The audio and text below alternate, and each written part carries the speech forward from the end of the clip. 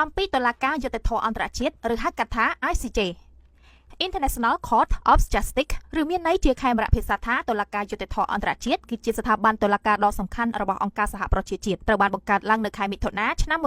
1945ដោយធម្មនុញ្ញអង្គការសហប្រជាជាតិហើយបានដំណើរការនៅខែមេសាឆ្នាំ1946គឺនៅវិមានសន្តិភាពនៅទីក្រុងឡាអេប្រទេសហូឡង់តុលាការយុត្តិធម៌អន្តរជាតិឬហៅកាត់ថា ICJ គឺជាស្ថាប័នដ៏សំខាន់មួយនៅក្នុងចំណោមស្ថាប័នសំខាន់ៗទាំង6របស់អង្គការសហប្រជាជាតិព្រោះតុលាការនេះត្រូវបានគេបង្កើតឡើងដោយអង្គការសហប្រជាជាតិនិងទទួលថវិកាប្រចាំឆ្នាំពីអង្គការសហប្រជាជាតិផងដែរប្រទេសទាំងឡាយណាដែលជាសមាជិករបស់អង្គការសហប្រជាជាតិគឺស្ថិតនៅក្រោមដែនយុត្តិធម៌ឬដែនកំណត់របស់តុលាការយុត្តិធម៌អន្តរជាតិតុលាការយុត្តិធម៌អន្តរជាតិមានតួនាទីដោះស្រាយទំនាស់រវាងប្រទេសជាតិមួយជាមួយនឹងប្រទេសជាតិមួយទៀតឧទាហរណ៍ដូចជារឿងក្តីប្រាសាទព្រះវិហាររវាងកម្ពុជានិងថៃជាដើមតុលាការនេះក៏មានភារកិច្ចដោះស្រាយការរំលោភបំពាននិងការបកស្រាយសន្ធិសញ្ញានានាផងដែរតុលាការយុត្តិធម៌អន្តរជាតិគឺជំនួសឲ្យអង្គការនៃតុលាការអចិន្ត្រៃយ៍យុត្តិធម៌អន្តរជាតិដែលត្រូវបានបង្កើតឡើងនៅក្នុងឆ្នាំ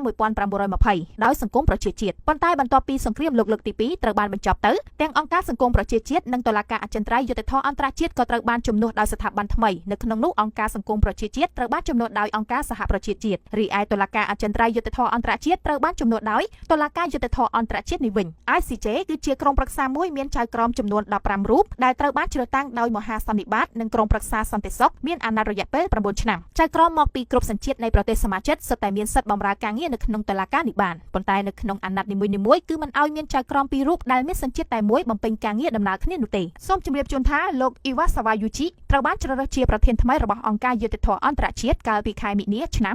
2025លោកមានវ័យ69ឆ្នាំដែលជាជនជាតិជប៉ុនត្រូវបំពេញអាណត្តិដែលនៅសេសសល់របស់លោក Navasalamp ដែលជាអតីតប្រធានតុលាការពិភពលោកមួយនេះដែលបានលាលែងពីតំណែងនៅក្នុងខែមករាដើម្បីទទួលតំណែងជានាយករដ្ឋមន្ត្រីនៃប្រទេសលីបង់